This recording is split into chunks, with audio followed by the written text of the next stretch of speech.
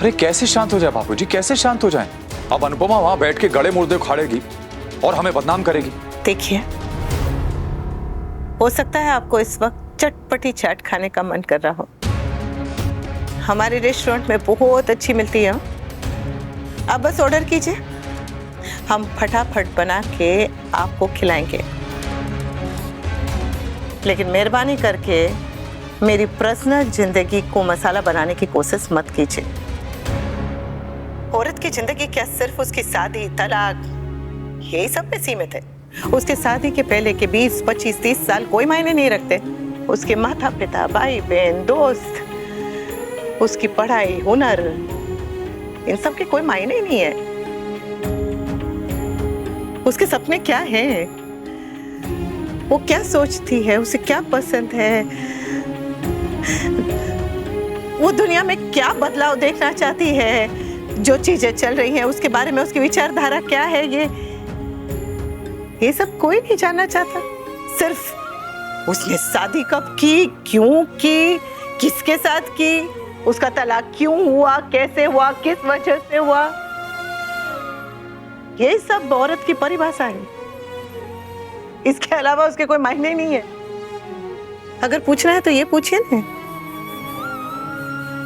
कि मुझ जैसी कम पढ़ी लिखी औरत जो अंग्रेजी भी कच्ची पक्की बोलती है, वो जब अमेरिका आई तो उसे क्या क्या परेशानियों का सामना करना पड़ा, क्या क्या मुसीबतें आई। वो यहाँ तक इतने बड़े स्पाइस एंड चटनी, ये ब्रांड, इसकी को ओनर कैसे बनी, ये पूछिए, ताकि जो लोग ये देख रहे हैं, जो लोग ये सुन रहे हैं, उनको थोड़ी जानकारी मिले अमेरिका के बारे में। इनमें से भी कितने लोग होंगे जो मेरी तरह अंग्रेजी नहीं बोल पाते होंगे, उनको थोड़ी मदद मिले।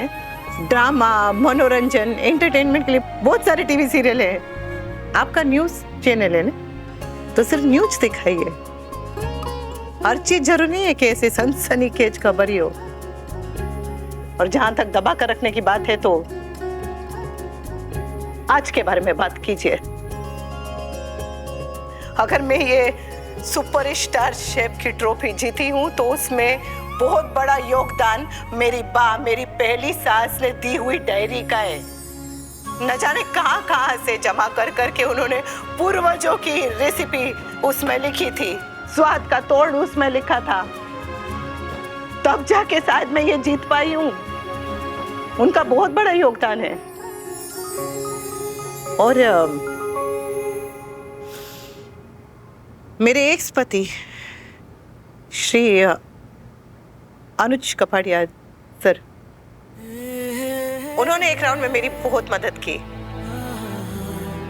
फाइनल के पहले मैं डर गई थी, हिम्मत नहीं हो रही थी जाने की। तब उन्होंने मेरी हिम्मत बढ़ाई। इस स्पाइस एंड चटनी के सभी लोग, मेरी माँ समान बीजी, मेरे बॉस यशदीप सर, विक्रम भाई, केडी, राहुल, सब अगर इन लोगों ने प्रोत्साहित नहीं किया होता, इन्होंने हिम्मत नहीं दी होती, तो मैं यहाँ पर बैठे बैठे आपसे बात नहीं कर रही होती। हाँ और मेरे बापूजी ने फॉर्म भरने में मेरी मदद की थी। बड़ों का आशीर्वाद है और सभी का प्यार है कि मैं यहाँ तक पहुंची हूँ। आप लोगों को मेरे काम से जुड़े सवाल करने हैं तो कीजिए, वरना ये इंटरव्यू यहीं पर खत्म।